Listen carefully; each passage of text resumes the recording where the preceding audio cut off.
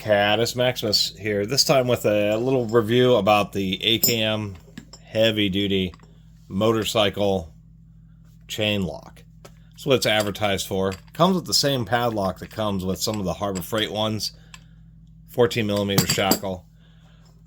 The reason I even took this was, I mean, it's a free promotional product, and I'm certainly glad. Big warning about this is they have some horrible quality with the chain. You can see this link almost looks like somebody tried cutting it and then like returned it, but it's not like that. We can see the distinctive damage there when it was being folded over during the manufacturing process. Didn't get pressed in hard enough, and it's barely tacked. That means the weld is poor and it'll be easily cut right there, which is unfortunate because I kind of like the idea of this big 8-foot 12mm hex chain. Should have been reasonably heavy duty. You know, this company sent me this kind of oddball pass-through socket set, which I thought was interesting and okay, and so I decided they offer me one of these chain locks, and unfortunately it is not on par with that little tool set in it, which is real unfortunate. They have this on sale for about $105 or something, and it doesn't matter when they have bad welds. I mean, it is a disc-detainer lock, not a very good quality one, but one that generally works okay. We do have a steel sleeve in there, but it's all kind of like plastic internals. And then there's our thicker 14mm shackle. Does come with 4 keys. It's a little bit rigid and kind of stiff to use, but anyway, we're gonna got it. Oh, I see. One of the keys has a little blue light. This mechanism definitely needs some lubrication. You got to make sure that this is pressed all the way in. It's a mechanical system, so it can't be shimmed. At least it has that going for it. A simple disc detainer, at least, is a little bit more challenging to pick, and it has like a little rotatable cover. What I mean by the system is when you are locking it, it mechanically forces the pawls outward, so there are no springs involved.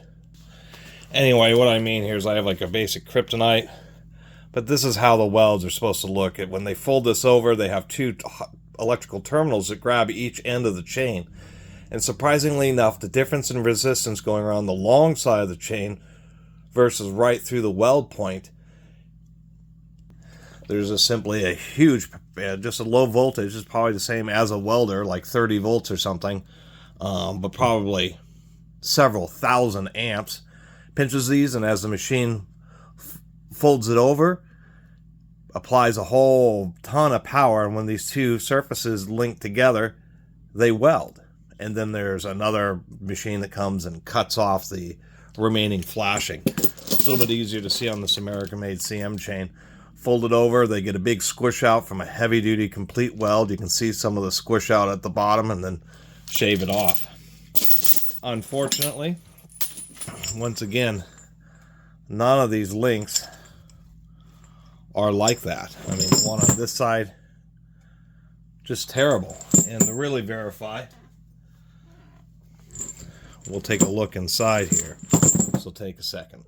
Just a big pair of nippers. These are just aluminum rivets that attempt to hold on the protective sock. Now that we get that cover off, we can see it's just not a fluke. These links just simply haven't been properly welded. The deal is that really it's one of 2 things. They either didn't have enough power in that, you know, welding power supply for them to actually merge and weld together, or they didn't put enough pressure on it when it was applying the voltage. So these links are essentially, you know,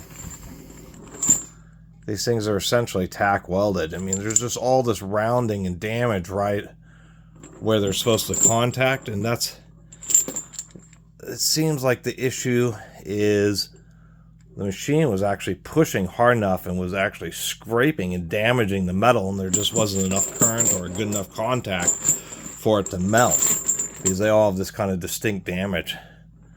And that's the problem. Every one of these is going to be weak right here. Oh, there that goes. right at the weld point. I mean, the worst part about it is there's a little notch there, so somebody already has a spot to where they can seat bolt cutter jaws to get right at it, and it'll just snap it, and they can, I mean, they don't have to cut all the way through. They can put enough pressure where it snaps this weld, and then they just have to bite a little bit on this side to cause the link to want to spread apart. So, promotional product, I'm glad.